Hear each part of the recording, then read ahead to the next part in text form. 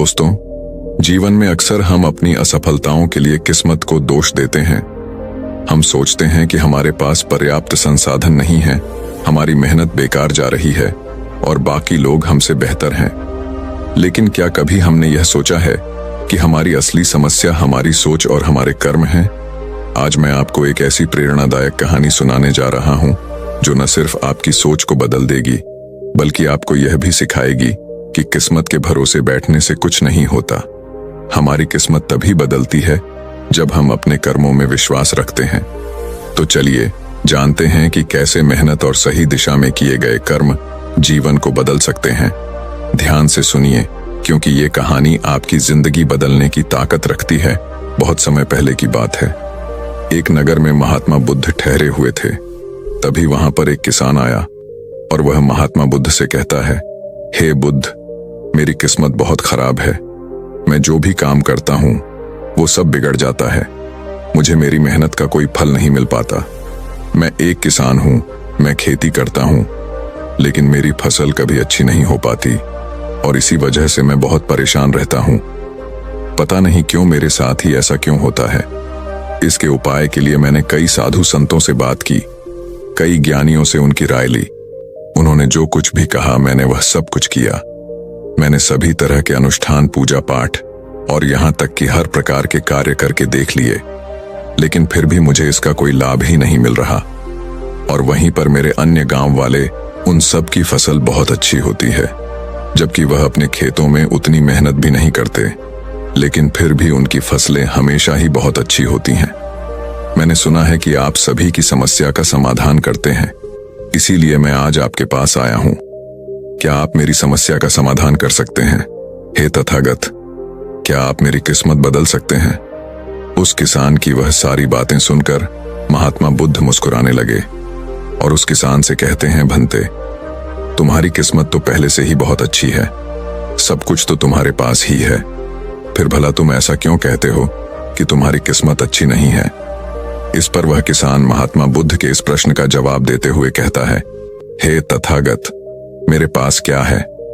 मेरी किस्मत इतनी खराब है कि जिस भी काम में मैं हाथ लगाता हूं वह सारे कार्य बिगड़ जाते हैं। मैं चाहकर भी अपने खेतों में अच्छी फसल नहीं उगा पाता, जबकि वहीं पर मेरे गांव के अन्य लोग अच्छी फसलें उगा लेते हैं और वे लोग मेरी जितनी मेहनत तक नहीं करते। तो ऐसे में भला मेरी किस्मत कैसे अच्छी है? इस पर महात्मा बुद्ध मुस्कुराते हुए उस किसान से कहते हैं, भंते, तुम्हारे पास एक स्वस्थ शरीर है, तुम्हारे सभी अंग अच्छी तरह से काम करते हैं, तुम्हारा मस्तिष्क भी अच्छी तरह से काम करता है और तुम्हारे पास अच्छी खासी जमीन भी है। भला तुम्हारे पास किस चीज की कमी है? अगर ऐसे देखा जाए तो तुम्हारी किस्मत तो बहुत अच्छी है। इस पर वो किसान महात्मा बुद्ध से कहता है, हे तथागत, मेरी समस्या यह नहीं है। मेरी समस्या तो यह है कि जिन भी कार्यों में मैं हाथ डालता हूं वह कार्य बिगड़ क्यों जाते हैं। रही बात जमीन, अच्छा शरीर, अच्छा मस्तिष्क और अच्छे अंगों की, तो वह तो सभी के पास है। मेरे सभी गांव वालों के पास भी है और उनके पास अच्छी जमीन भी है और तो और उनके पास अच्छी फसल भी है। इसी कारण वे लोग हमेशा सुखी रहते हैं। लेकिन मेरे खेतों में तो अच्छी फसल हो ही नहीं पाती। हर वर्ष मुझे एक भारी नुकसान झेलना पड़ता है। क्या आप मुझे कोई इसका उपाय बता सकते हैं?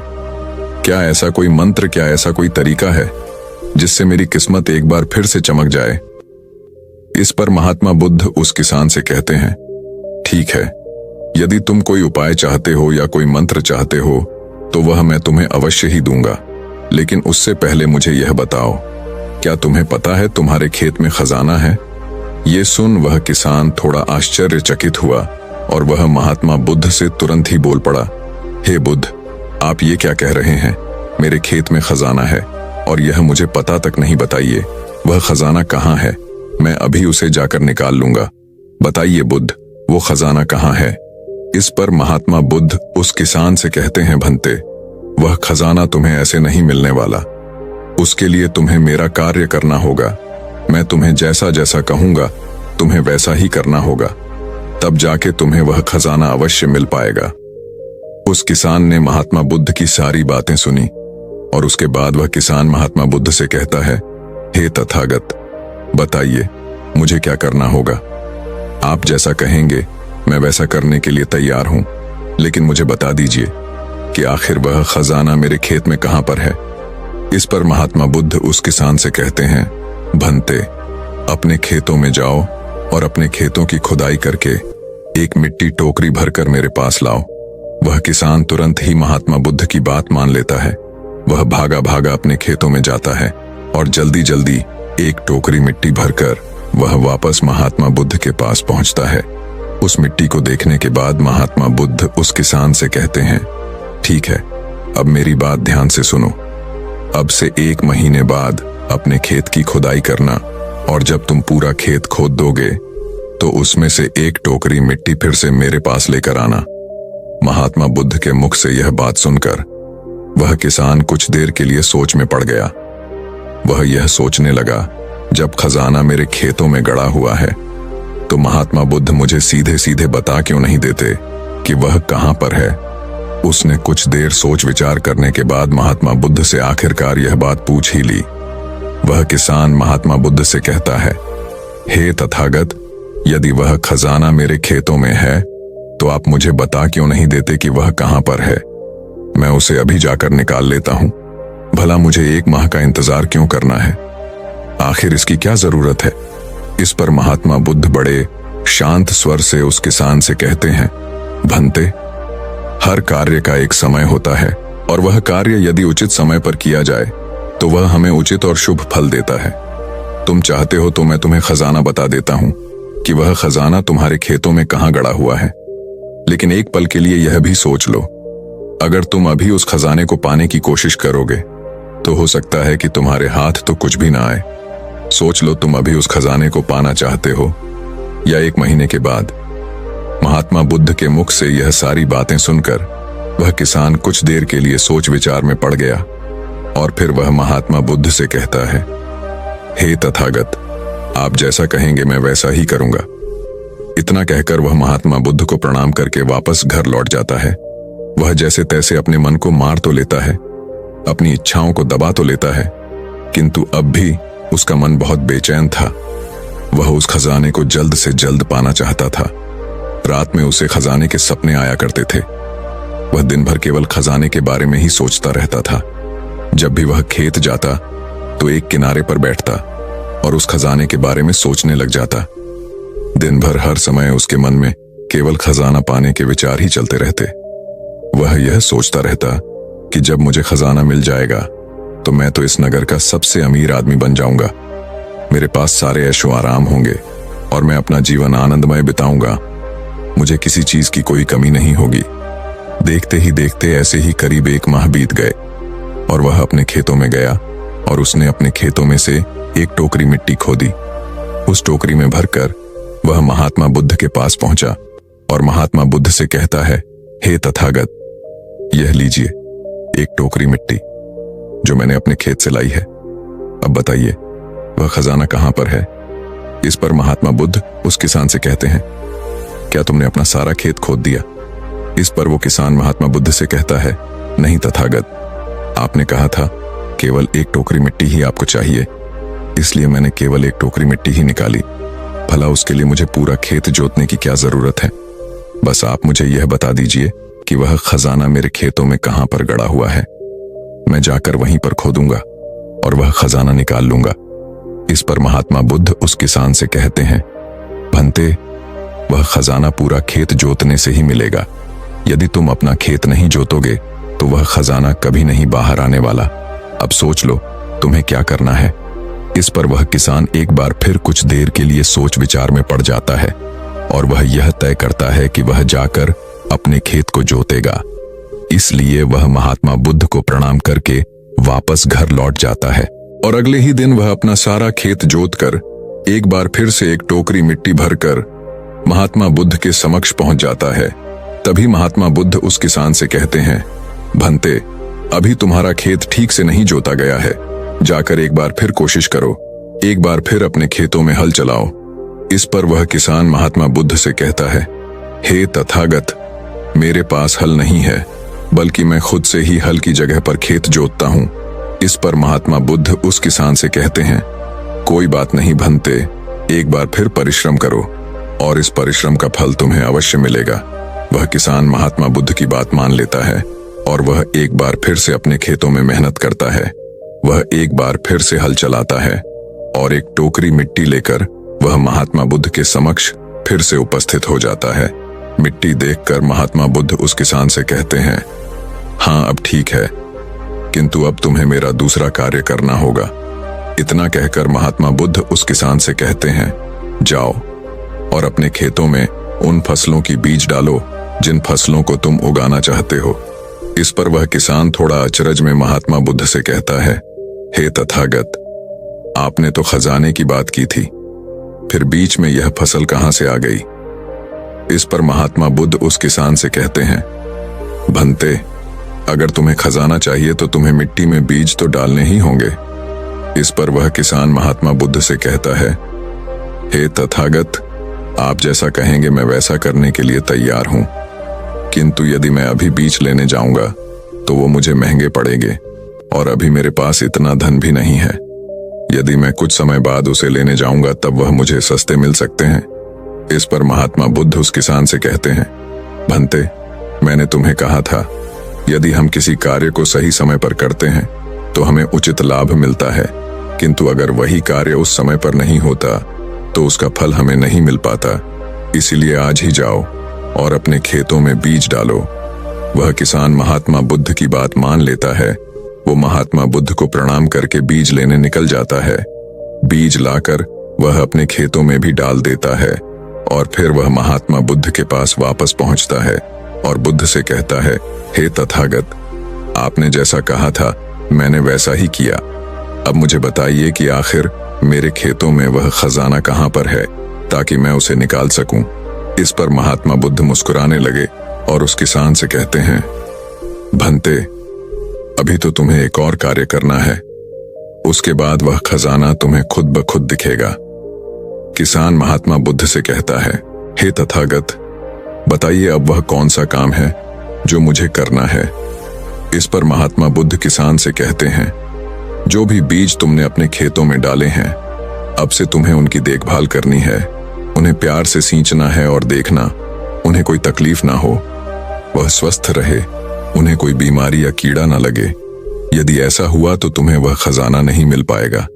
और यदि तुम्हारे खेत का हर एक बीज अंकुरित हो गया और वह अपनी संपूर्णता तक पहुंच गया तो वह खजाना तुम्हें अवश्य ही दिखाई देगा और तब तुम्हें मेरे पास आने की कोई आवश्यकता भी नहीं पड़ेगी।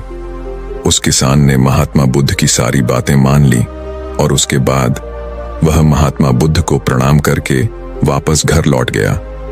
अब से वह अपने खेतों की देखरेख करने लगा। उस किसान ने अपने खेतों पर पूरा ध्यान दिया, किंतु अब भी उसे सपनों में वह खजाना ही नजर आता था और वह मन ही मन सोचता था कि बस एक बार यह फसल पूरी तरह से स्वस्थ हो जाए तो वह खजाना भी मुझे मिल ही जाएगा। इसी सोच के साथ वह उन फसलों की देखरेख में दिन रात लगा रहता। उसने अपनी फसलों पर किसी प्रकार की कोई विपदा नहीं आने दी और देखते देखते वह दिन भी आ गया। जब उसकी फसल उसके खेतों में लहलहा रही थी तभी उसे महात्मा बुद्ध की बात याद आई। महात्मा बुद्ध ने कहा था कि जब तुम्हारी फसलें तैयार हो जाएंगी तो तुम्हें तुम्हारा खजाना भी मिल जाएगा। ये बात याद आते ही उस किसान की आंखों में आंसू आ गए। जो खजाना उसके खेतों की जमीन में हुआ था वह बाहर आ चुका था। उसके जैसी फसल उसके गांव में किसी की नहीं हुई थी। उसकी फसल से उसके सभी कर्ज भी पूरे होने वाले ही थे और सभी गांव वाले उसकी मेहनत को देखकर बहुत खुश थे और उस किसान की तारीफ कर रहे थे। लेकिन तभी उस किसान को महात्मा बुद्ध की याद आई और वह खुद को महात्मा बुद्ध के समक्ष पहुंचने से रोक न पाया। वह तुरंत ही महात्मा बुद्ध के चरणों में जा गिरा और उनसे कहने लगा, हे तथागत, आपने जो खजाना मुझे बताया था वो मुझे मिल गया है, लेकिन मुझे यह बात नहीं पता चल रही कि वह खजाना मुझे पहले क्यों नहीं मिला। इस पर महात्मा बुद्ध उस किसान से कहते हैं, भंते, हमेशा किस्मत को दोष देना सही नहीं होता। पहले तुम अपनी किस्मत को सही करने में लगे हुए थे, लेकिन तुम यह भूल रहे थे कि तुम्हारी किस्मत तो पहले से सही थी। तुम सही काम नहीं कर पा रहे थे। तुम चाहते थे कि तुम्हारे कर्म किए बिना ही तुम्हारी फसल सबसे उत्तम हो, लेकिन उसी वक्त मैंने तुम्हें खजाने का लालच दिया और खजाने के लालच में ही सही लेकिन जब तुमने सही समय पर सही काम किया तो तुम्हें सही फल भी मिला। और जो तुम्हारे पास सबसे उत्तम चीज है, जो तुम्हारे पास असली खजाना है, वह तुम्हारा शरीर ही है। इस शरीर के माध्यम से हम इस दुनिया में जो चाहे वह पा सकते हैं। लेकिन यहाँ पर तो हर कोई अपनी किस्मत का रोना रोने में लगा हुआ है, यहाँ तक कि उन्हें अपने कर्मों में विश्वास ही नहीं है। तो ऐसे लोग भला अपने लक्ष्य तक कैसे पहुंच सकते हैं? इस पर वह किसान महात्मा बुद्ध से प्रश्न करते हुए कहता है, हे तथागत, तो क्या किस्मत जैसी कोई चीज नहीं होती? इस पर महात्मा बुद्ध मुस्कुराने लगे और उस किसान से कहते हैं, भंते, किस्मत क्या है? किस्मत हमारे ही सत्कर्म है, और यह सत्कर्म ही हमें ऊर्जा और शक्ति प्रदान करते हैं ताकि हम सही दिशा में कार्य कर सके, और इन कार्यों से ही हम अपने जीवन के लक्ष्य को प्राप्त भी कर सकते हैं। महात्मा बुद्ध के मुख से यह उपदेश सुनकर वह किसान महात्मा बुद्ध के चरणों में जा गिरा और उनसे कहने लगा, हे तथागत, मुझे आज पता चल गया है कि मेरी किस्मत खराब नहीं थी, मेरे तो कर्म ही खराब थे। किंतु मैं आज आपको वचन देता हूं कि आज से मैं अपनी किस्मत को कभी खराब नहीं कहूंगा, अपने कर्मों को सुधारूंगा और सभी कार्य सही समय पर करूंगा। इतना कहकर वह किसान महात्मा बुद्ध को प्रणाम करके वापस घर लौट गया। दोस्तों, हम में से अधिकांश लोग यही करते हैं। वे लोग हमेशा अपनी किस्मत को दोष देते रहते हैं, लेकिन वो कभी भी अपने कर्मों पर ध्यान नहीं देते। वो यह नहीं सोचते कि क्या उन्होंने अपने लक्ष्य को पाने के लिए जो कर्म करने चाहिए थे वो कर्म किए हैं या नहीं, कहीं उसमें कोई कमी तो नहीं रह गई, और अगर उसमें कोई कमी थी तो क्या उस कमी को दूर करके क्या उस लक्ष्य को प्राप्त किया जा सकता था। और यह सब हम तब सोच पाएंगे, तब समझ पाएंगे जब हम अपनी किस्मत को दोष देना बंद कर देंगे। लेकिन हम तो अपने आप को सही और अपने किस्मत को गलत ठहराना चाहते हैं। हम किसी ऐसे को चाहते हैं जो हमारी गलतियों का ठेका ले ले, और इसीलिए हम अपनी किस्मत को हमेशा दोष देते रहते हैं ताकि हमें कभी किसी के सवालों का कोई जवाब ही ना देना पड़े। और इस तरह से हम उस समस्या से भी निकल जाते हैं, और हम कभी पीछे पलटकर यह नहीं देखते कि क्या हमने उस लक्ष्य को पाने के लिए हर मुमकिन कोशिश की थी या नहीं। हमसे कहीं पर कोई गलती तो नहीं हुई थी, क्योंकि हमें तो लगता है कि यह सब तो किस्मत का खेल है, और भला किस्मत से कौन जीत सकता है। आपने अपने आसपास भी ऐसे कई लोगों को देखा होगा जो लोग अपने लक्ष्य को प्राप्त ना कर पाने पर रोते हैं, चिल्लाते हैं, और जब उनसे कोई उनकी असफलता का कारण पूछता है तो वह यही कहते हैं कि वह तो मेरी किस्मत में था ही नहीं। लेकिन यहाँ पर आप एक वास्तविकता भूल रहे हैं। इस दुनिया में ऐसे कई सारे लोग हैं जो अपने कर्म पर ध्यान देते हैं। वह अपने कर्म को कभी नहीं छोड़ते, भले ही वह अपने लक्ष्य को पहुंच पाने में असफल हो जाए, लेकिन फिर भी वह अपने कर्म पर विश्वास रखते हैं।